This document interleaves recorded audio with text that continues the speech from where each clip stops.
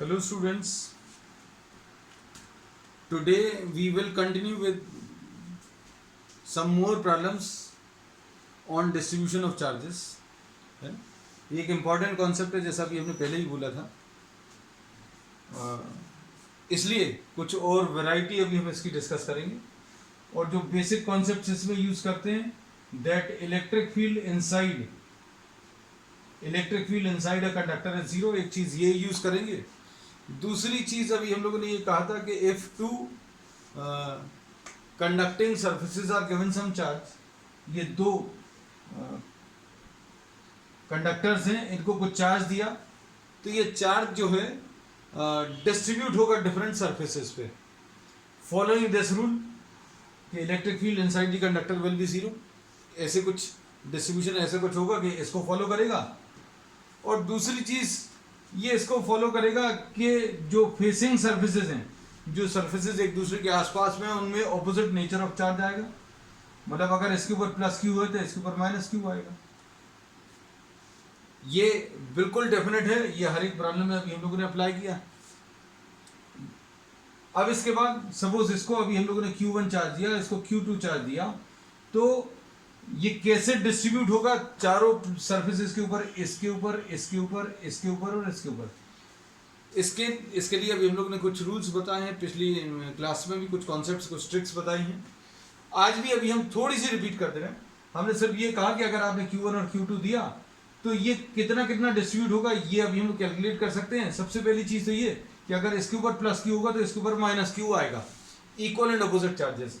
इसका रीजन अभी हम बोलते हैं गॉस थ्योरम में कि अगर इस पॉइंट पर इलेक्ट्रिक फील्ड जीरो है, इस पॉइंट पर भी इलेक्ट्रिक फील्ड जीरो है, तो अगर आप एक गॉसियन सरफेस लेंगे जो इन दोनों पॉइंट से पास हो रहा है, इलेक्ट्रिक फील्ड जीरो होने के कारण इसके ऊपर फ्लक्स जीरो आएगा, और फ्लक्स जीरो आएगा, इसके अंदर का नेट चार्ज जीरो आएगा। तो नेट चार्ज जीरो करने के लिए जो फेसिंग सर्फेसेस हैं, surfaces which are facing each other will be carrying equal and opposite charge. और तीसरी चीज, हम तीन ही चीजों पर बेस्ड पूरा आपको डिस्ट्रीब्यूशन कराते हैं, कंजर्वेशन ऑफ चार्ज। ठीक, अब इसमें आज अभी हम कुछ प्रॉब्लम्स आपको लेकर बता रहे हैं, कुछ करके बता रहे हैं। सपोज फॉर एग्जांपल एक स्फेरिकल शेल है,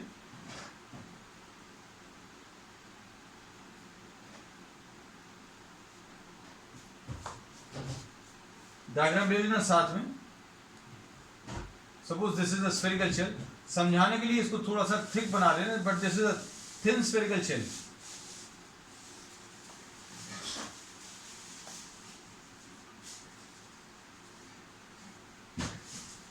और इसके चारों तरफ एक और स्फेरिकल शेल है,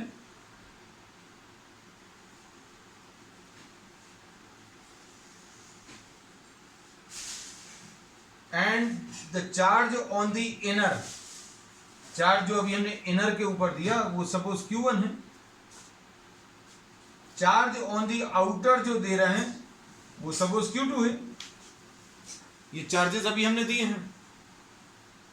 अब इसके ऊपर अगर अभी हम लोगों ने Q1 दिया, इसके ऊपर Q2 दिया, तो ये चारों सरफेसेस के ऊपर कितना कितना आएगा ये निकालना है। चार सरफेसेस कौन से, ये इनर स्फेरिकल शेल का इनर सरफेस, उसको A नाम दे दिया। इनर स्फेरिकल शेल का आउटर सरफेस, उसको B नाम दे दिया। और आउटर स्फेरिकल शेल का, बाहर वाले स्फेरिकल शेल का अंदर वाला सरफेस C, और बाहर वाले का बाहर वाला सरफेस उसको D। इनके ऊपर कितने कितने चार्जेस आएंगे वो कैलकुलेट करने हैं। तो अभी हम लोगों ने इसमें सिंपल सी चीज बोली है, ध्यान से देखना। Since these are conducting spheres, conducting hollow spheres, hollow spherical shells, ऐसे कुछ दिए हुए। अब एक पॉइंट अभी हम लोग ले रहे हैं, जैसा अभी हम लोगों ने पहले भी किया। Suppose this is the point P। अब इस पॉइंट पर इलेक्ट्रिक फील्ड की वैल्यू जीरो है, क्योंकि P lies inside the inner, P जो है it lies inside the inner shell. तो electric field at the point P कैसा होना चाहिए? जीरो। ये अभी हमने बोला था बेसिक कॉन्सेप्ट्स में कई बार बताया है कि इलेक्ट्रिक फील्ड कंडक्टर के अंदर जो है जीरो होता है। तो electric field at the point P is zero. तो इसके थ्रू अगर आप कोई भी गॉसियन सरफेस ले लेंगे, गॉसियन सरफेस हमने रेड कलर का बना दिया, P पॉइंट से पास होता हुआ हमने एक गॉसियन सरफेस लिया। अब P पॉइंट पर इलेक्ट्रिक फील्ड की वैल्यू जीरो है, इसलिए हम लोग क्या बोलेंगे? फ्लक्स की वैल्यू जीरो आएगी। इस जो रेड वाले सरफेस है गॉसियन सरफेस, इससे एसोसिएटेड फ्लक्स की वैल्यू जीरो आएगी। और फ्लक्स की वैल्यू जीरो आएगी मतलब इसके अंदर का नेट चार्ज जीरो आएगा। मतलब अभी हम लोग क्या बोलेंगे? जो सबसे अंदर वाला सरफेस है, ये अंदर वाला सरफेस, इसके ऊपर चार्ज जो है जीरो आएगा, क्योंकि ये गॉसियन सरफेस के अंदर लाई कर रहा है और गॉसियन सरफेस के अंदर नेट चार्ज जीरो होता है। तो कहने का मतलब ये है कि आपने जो इनर स्फेरिकल शेल को चार्ज आपने Q1 दिया, उसका कुछ भी हिस्सा अंदर नहीं जाएगा, पूरा का पूरा बाहर रहेगा, क्योंकि अंदर वाले सरफेस पर जीरो है, मतलब बाहर वाले के ऊपर Q1 आ जाएगा। तो इनर स्फेरिकल शेल के इनर सरफेस पर जीरो आया तो बाहर वाले के ऊपर चार्ज जो है Q1 आ जाएगा। ये Q1 ही है जो अभी हमने अंदर वाले स्फीयर को दिया था, और वही डिस्ट्रीब्यूट होता है, कुछ अंदर चले जाता, कुछ बाहर चले जाता। अंदर कुछ भी नहीं गया, इसलिए पूरा का पूरा बाहर वाले सरफेस पर है। ये वाला पार्ट सॉल्व हो गया। अब इसके बाद इसको अभी हम लोगों ने Q2 दिया हुआ था। अब देखो ध्यान से, अब इसके ऊपर Q1 अगर है तो ये चीज अभी हम आपको बता चुके हैं, इसको अभी हम रब कर दे रहे हैं, ध्यान से देखना। अब एक और पॉइंट ले लें P'। अब हम लोग क्या बोलेंगे? P' lies inside the outer shell. P' point कहां पर लाई कर रहा है? P' जो है आउटर शेल के अंदर लाई कर रहा है, इसलिए electric field eight P' zero रहेगा। क्यों? क्योंकि भाई ये भी एक कंडक्टिंग शेल है और कंडक्टर के अंदर की इलेक्ट्रिक फील्ड की वैल्यू जीरो होती है। ये अभी हमने स्टार्टिंग में डिस्कस किया आज भी। और इधर पर इलेक्ट्रिक फील्ड अगर जीरो है तो इससे पास होता हुआ कोई भी गॉसियन सरफेस ले लें,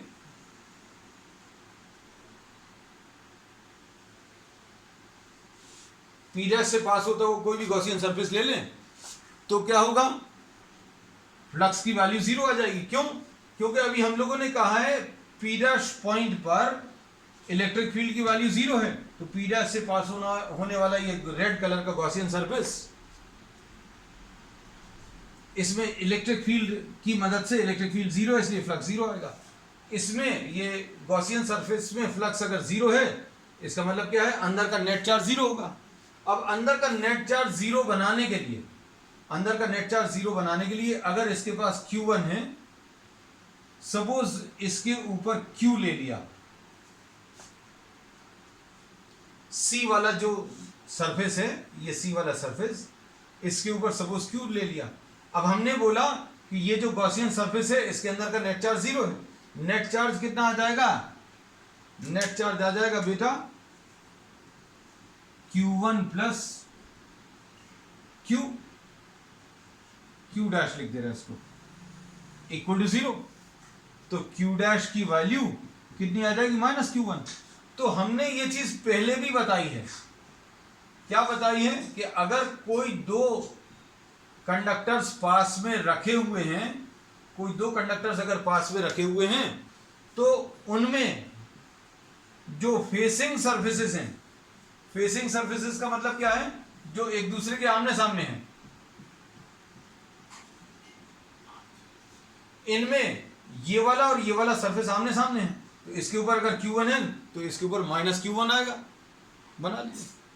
तो इधर पर Q1 आ गया, इधर माइनस Q1 आ गया। लेकिन हमने बाहर वाले को चार्ज कितना देना है, Q2 देना है। अब यहां पर माइनस Q1 इंड्यूस होकर आया, इसलिए बाहर वाले के ऊपर प्लस Q1 और लगा दो,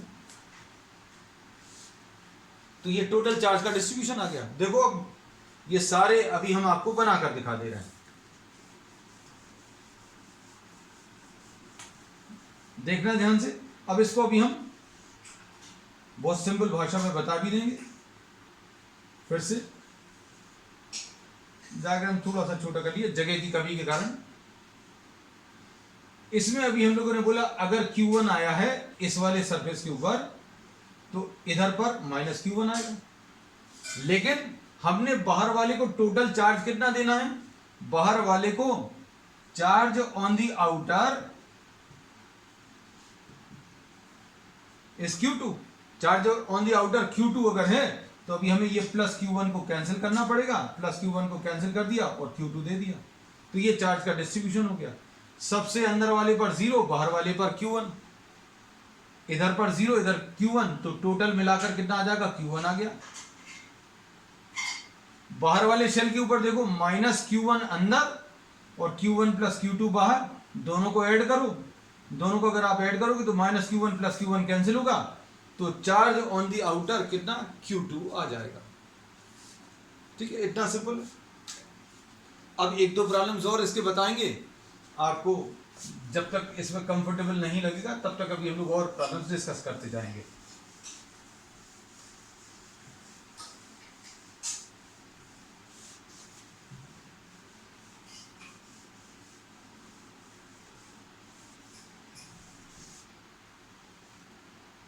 देखना बेटा, सपोज ये पहला इनर स्फीयर है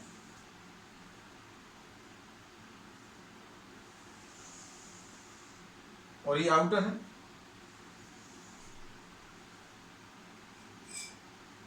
charge on the inner suppose आप प्लस 2Q दे रहे हो, प्रॉब्लम में दिया हुआ है, इसमें मत दिमाग लगाना। हम सिर्फ प्रैक्टिस के लिए आपको ऐसे बहुत सारी प्रॉब्लम्स बना कर दे रहे हैं तुरंत। Charge on the inner plus 2Q है, charge on the outer spherical shell plus Q है। अब कितने कितने चार्जेस आएंगे वो बताना है। देखो अब चूंकि अभी हमने पहले वाले में पूरे कॉन्सेप्ट्स डिस्कस कर लिए हैं, तो अब हमें ये तो पता है कि आपने जो भी चार्ज दिया अंदर वाले में, तो अंदर वाले के इनर सरफेस पर 0 आएगा। वो पूरा का पूरा चार्ज जो आप इनर शेल को दे रहे हो, ये इनर शेल को जितना भी चार्ज आप दे रहे हो, वो कहां पर प्रेजेंट रहेगा, इनर शेल के आउटर सरफेस पर। 2Q आ गया। और इसका रीजन अभी हमें मालूम है, यहां पर कोई पॉइंट लोगे तो इलेक्ट्रिक फील्ड की वैल्यू 0 आएगी। इलेक्ट्रिक फील्ड 0 है मतलब इससे पास होने वाला कोई भी गॉसियन सरफेस आप लेंगे तो उससे एसोसिएटेड फ्लक्स 0 आएगा, मतलब इसके अंदर का नेट चार्ज 0 आएगा। ये इसके थ्रू जो सरफेस आप लोगे उसके अंदर नेट चार्ज 0, मतलब अंदर वाले में चार्ज 0 आएगा।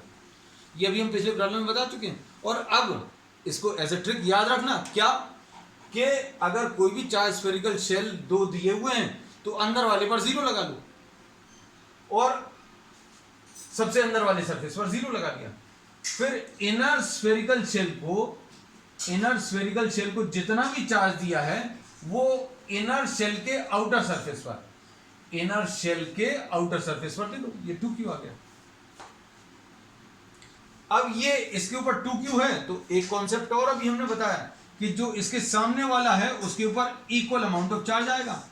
-2Q लगा दिया, -2Q लगा दिया। ठीक है, इसका भी रीजन अभी हमने बताया, हर एक चीज का रीजन बताया। अब ये -2Q आ गया, लेकिन देना कितना है, बाहर वाले के ऊपर टोटल चार्ज आपको कितना, +Q देना है। अगर प्लस क्यू देना है तो बाहर वाले के ऊपर कितना आ जाएगा, प्लस 3 क्यू आ जाएगा।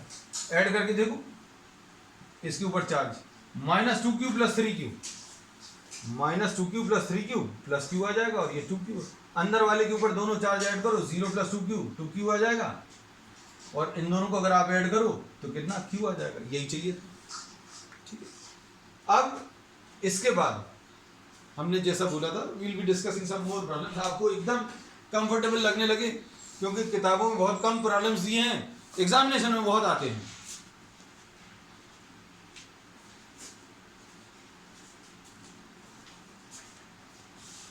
आप देखना अच्छे से। Suppose charge on the inner shell is plus q and charge on the outer spherical shell is minus q. लो एक और प्रॉब्लम बना दिया।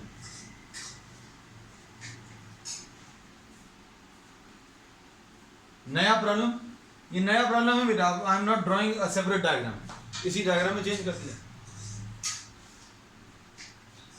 अब क्या है, ओके बेटा, गुड मॉर्निंग अभी हो रही है, चलो ठीक है। इसमें अभी हम लोगों ने ये बोला कि इसका स्फेरिकल शेल्स को जो अभी हम लोग चार्जेस देते हैं, उसमें इनर जो शेल है उसके अंदर वाले पर 0 रहेगा, 0 दे दिया, ठीक। अब अंदर वाले शेल को जितना चार्ज दिया था वो पूरा का पूरा इनर शेल के बाहर वाले सरफेस पर आ जाएगा, प्लस क्यू आ गया। हमने क्या बोला था, ये समझ में आ गई होगी बात। हमने ये बोला कि आपको इसको अंदर वाले को टोटल चार्ज क्यू देना है, तो अंदर वाले पर 0 आ जाएगा, प्लस क्यू आ जाएगा। 2 क्यू देना होता तो 0 आता, इधर 2 क्यू आ जाता, अंदर वाले पर हमेशा 0 आना है। अब उसके बाद अगला काम क्या है, हमने बोला कि अगला काम ये है कि इसके सामने वाला जो सरफेस है तुरंत इसका ऑपोजिट चार्ज लगा लो, लगा लिया, और जितना ये नेगेटिव में लगा उतना पॉजिटिव में बाहर लगा लो। फिर वो जोड़ दो जो आपको देना है। कौन सा देना है, माइनस क्यू देना है, ये जोड़ दिया। रिपीट करें फिर से। इसमें अभी हमने क्या बोला, अंदर वाले को चार्ज क्यू देना था, तो ये 0 आ गया, ये क्यू आ गया, ये प्लस क्यू आया, इसलिए इनर सरफेस पर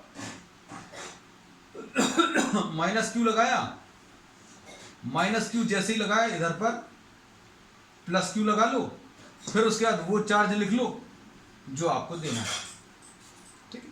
अब इसका एक लास्ट प्रॉब्लम और ले लेना है। तो चार्ज कितना आ जाएगा, ये देखो जरा, चार्ज तो फाइनली बता ही नहीं। ये अगर आपने कोई दो स्फेरिकल शेल्स में प्लस क्यू और माइनस क्यू देना है तो कैसा आएगा, इधर अंदर वाले के ऊपर 0 आएगा, अंदर वाले के बाहर वाले सरफेस पर क्यू आएगा,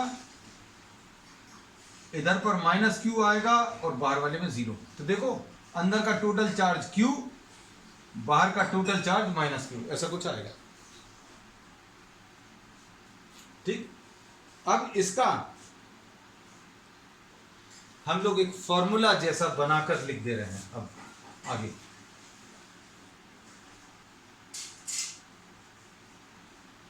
suppose charge on the inner shell plus Q1 and charge on the outer shell plus Q2। आप देखो तुम लोग अब अच्छे से बता पाओगे।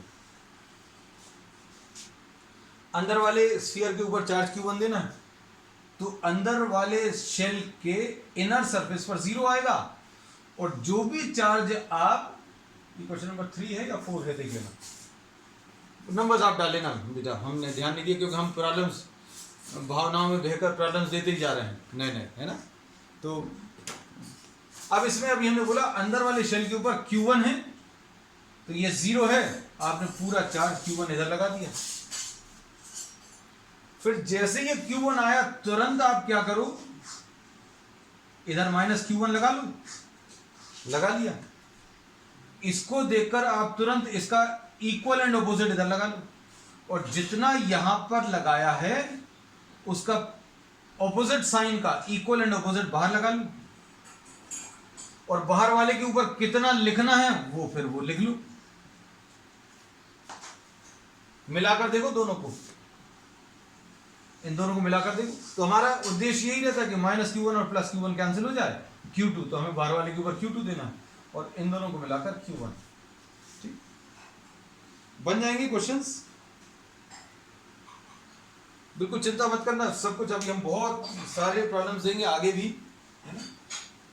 ऐसी बहुत सारी माइन्यूट चीजें तुम लोगों को पता चलेंगी जो किताबों में भी अभी आप देखना बहुत सारे प्रॉब्लम्स नहीं हैं, लेकिन एग्जामिनेशन में बहुत प्रॉब्लम्स आते हैं।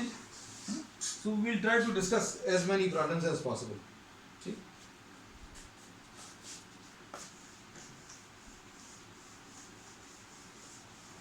तो स्फेरिकल शेल्स पर आज अभी हम लोगों ने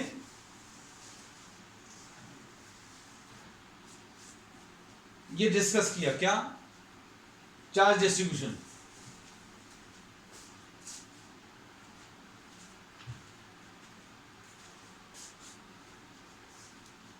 अब इसमें एक और प्रॉब्लम, अच्छा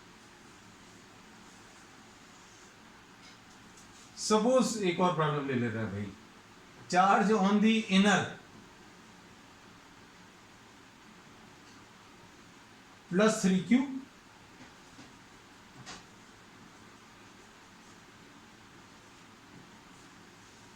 ऐसा कुछ है। इसमें क्या होगा बताओ, चार्ज जो अभी आप देंगे इनर के ऊपर, उसके अंदर वाले सरफेस पर 0 रहेगा, बाहर वाले पर प्लस 3Q आ जाएगा, बिल्कुल सही। अब आउटर बना लो, आउटर जो अभी आप बनाओगे उसमें कैसे चार्जेस दोगे, अब नहीं करेंगे बेटा आप इससे ज्यादा। ये प्लस 3Q है तो यहां पर कितना आ जाएगा, हमने जैसे ही बोला, जैसे ये प्लस 3Q देखो तुरंत माइनस 3Q लिख लो, और जैसे ये माइनस 3Q लिखा तो बाहर में इसका इक्वल एंड ऑपोजिट लिख लो। उसके बाद फिर वो देखो जो आपको बाहर देना है वो भी लिख लो। बाहर वाले के ऊपर कितना 2Q दिया तो 2Q भी लिख लो, मिलाकर देख लो आप इसको, मिलाकर देखें तो माइनस 3Q और ये 5Q, minus 3Q plus 5Q मिलाकर 2Q आ जाएगा, और इधर 0 और 3Q मिलाकर 3Q आ जाएगा। तो चार्जेस कैसे आएंगे, अगर आपने दो स्फेरिकल शेल्स ले लिए, अंदर वाले के ऊपर 3Q देना है, बाहर वाले के ऊपर 2Q देना है, तो सीधा सीधा नहीं आएगा, ये पता चल गया। कैसा आएगा, 0 आएगा, 3Q आएगा, माइनस 3Q आएगा, और बाहर वाले के ऊपर 5Q आएगा, बाहर वाले के ऊपर कितना 5Q चार्ज आएगा। ठीक है, चलो ले लें अब अगला, मन लग गया तुम लोगों का।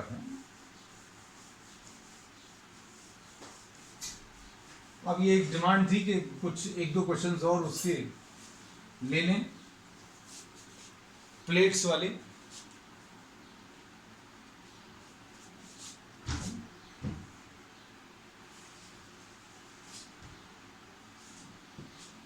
These are two plates, इसके ऊपर 3Q और 2Q, यही वाला ले लेना जो अभी लिया था स्फीयर में। चलो अब क्या करना है, बहुत सारी चीजें तो अपन सीख ही गए, क्या कि आप इसमें Q दे दो तो इसके सामने वाले के ऊपर कितना माइनस Q आ जाएगा। फिर उसके बाद क्या करना है, ये जितना आपने लगाया है उसका इक्वल एंड अपोजिट ले लो, प्लस Q लिख लिया, और जितना देना है वो भी लिख लिया। इन दोनों को मिलाकर देखो आप, इन दोनों को मिलाने पर ये 2Q आ रहा है कि नहीं, आना चाहिए। ठीक है, अब इसके बाद इसमें देखो ये Q दिया आपने यहां पर, तो यहां पर आप तुरंत क्या लगाओगे, माइनस Q लगाओगे, और माइनस Q लगाया, इधर पर कितना है 3Q है, ये लगा लिया। मिलाकर देखो बेटा आप इसको, मिलाकर देखो बेटा कितना आ रहा है, प्लस Q और माइनस Q कैंसिल होकर 3Q आ जाएगा, कोई दिक्कत नहीं। अब इसके बाद आप याद रखना कि ये जो प्लेट्स हैं, नेक्स्ट क्वेश्चन है बेटा ये। अब क्वेश्चन नंबर आज हम नहीं डाल पाए, तो कौन कौन से बनाकर दे दिए अभी आपको पता नहीं है ना। अब इसमें अभी हमने क्या बोला कि आप इन प्लेट्स को नंबर दे दो 1 2 3 और ये 4, और इस पॉइंट पर आपको, ये पॉइंट पर इलेक्ट्रिक फील्ड की वैल्यू 0 है। आप चाहो तो इधर पर भी फील्ड की वैल्यू 0 लेकर कैलकुलेशंस कर सकते हैं, है ना। You can either take this or you can take this, आप किसी को भी ले सकते हैं। In the previous classes we have discuss this. तो इसमें सबसे की पॉइंट क्या है कि आप जो फेसिंग सरफेसेज है उनको इक्वल एंड अपोजिट चार्ज दे दो, +Q और -Q। जैसे ही +Q दिया तुरंत -Q लिख लो, ये प्लस स्मॉल q है, -Q लिख लो, फिर उसके बाद वो चार्ज लिख लो जो देना है। ये -Q है, इधर +Q लगाया, फिर उसके बाद ये चार्ज लिख लिया जो आपको देना है। और आपने अगर सही लिखा, ये कंजर्वेशन ऑफ चार्ज है बेटा, अगर आपने सही लिखा है तो इनको ऐड करने पर 2Q आना चाहिए, इनको ऐड करने पर 3Q आना चाहिए। आगे now if we take the electric field at point P, अच्छे सुनना, electric field at point P किस किस के कारण? फर्स्ट वाली प्लेट के कारण, जिसके ऊपर चार्ज कितना है, जिसके ऊपर चार्ज कितना है 3Q -Q। Electric field P point पर इसके कारण away from the positive E1।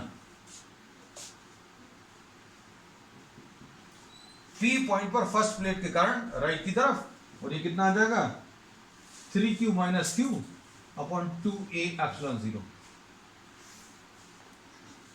फिर उसके बाद सेकेंड वाली प्लेट बनाओ।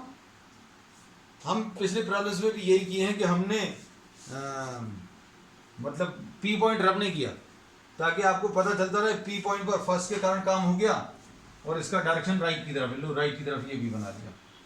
अब सेकेंड प्लेट बना लो, सेकेंड प्लेट ये बना दी। ये बेटा प्रैक्टिस करते समय ऐसे अलग अलग प्लेट्स बनानी है, आपको सब कुछ मन में सोचना है। मन में सोचोगे हार्डली इन अ मिनट, लगभग 1 मिनट के अंदर समय में ये पूरा कैलकुलेशन हो सकता है। इस पर सेकंड प्लेट पर चार्ज Q है, away from the positive E2। E2 left की तरफ है और इसकी वैल्यू कितनी है Q अपॉन, वो सब नहीं लिख रहा, 2A एप्सिलॉन 0, फिर से वही आएगा। अब उसके बाद तीसरी वाली प्लेट बनाओ। तीसरी वाली प्लेट बेटा अपन ने ये बना ली, इसके ऊपर -Q चार्ज है और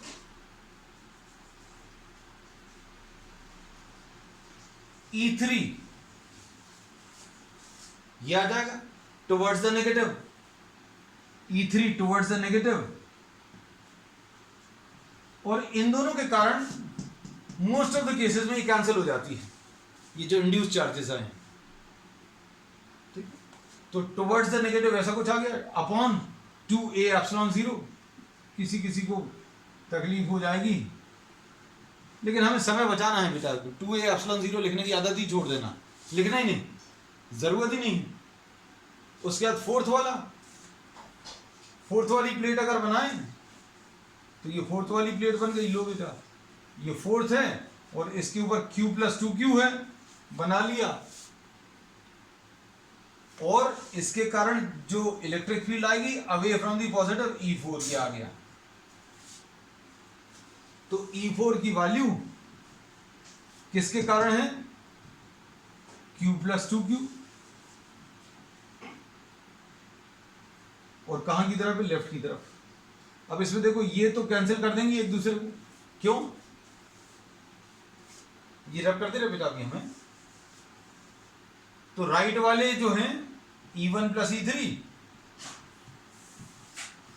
लेफ्ट वाले E2 + E4 के बराबर आएंगे। और E2 और E3 कैंसिल होगा, क्या बचेगा? E1 और E4 इक्वल हो गए, मतलब 3Q - Q will be equal to Q plus 2q। तो कितना आ जाएगा बेटा, q will be equal to 2q और q will be equal to q/2। q की वैल्यू कितनी, q/2 आ जाएगी। अब q/2 वैल्यूज रख लो, तो इन सरफेसेस के ऊपर charge q/2 minus q/2, q/2 value अगर आप रखें तो q/2 प्लस 2q/2 ये 5q/2 आएगा, और यहां पर कितना 3q माइनस q। देखो इन दोनों को मिलाओ, 5q/2 और q/2 मिलाकर कितना आ जाएगा 6q/2, ये 3q आएगा, और यहां पर अगर आप देखो माइनस q/2 प्लस 5q/2 मिलाकर कितना 4q/2 यानी 2q आएगा। देखो चार्जेस मिलाकर देखो,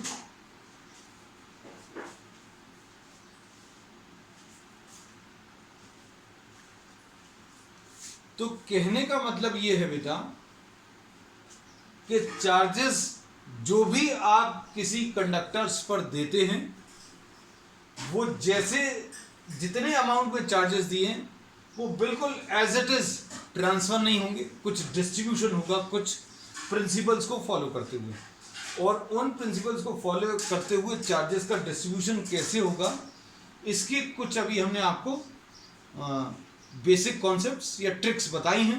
ठीक है, आप इनको प्रैक्टिस करना, क्योंकि प्रॉब्लम्स कुछ भी निश्चित नहीं है। अगर हमें आपको बनाना है तो ये 13q और ये -q बनाकर एक नया प्रॉब्लम लिख देंगे, तो आप बहुत सारी चीज़ें याद नहीं कर सकते, फॉर्मूलेज याद नहीं कर सकते। You will have to learn to apply the concepts कैसे अप्लाई होने हैं वो सीखना पड़ेगा, है ना। ठीक है, that's all for today. In the next class, we'll discuss the distribution of charges based on the concept of potential. This was based on conservation of charge. आगे जो अभी हम लोग लेंगे वो based on concept of potential charges कैसे distribute होते हैं, इसमें गॉस लॉ और कंजर्वेशन अप्लाई हुआ। आगे कुछ प्रॉब्लम्स लेंगे जिसमें पोटेंशियल का कॉन्सेप्ट भी यूज होगा। ठीक है, दैट्स ऑल फॉर टुडे।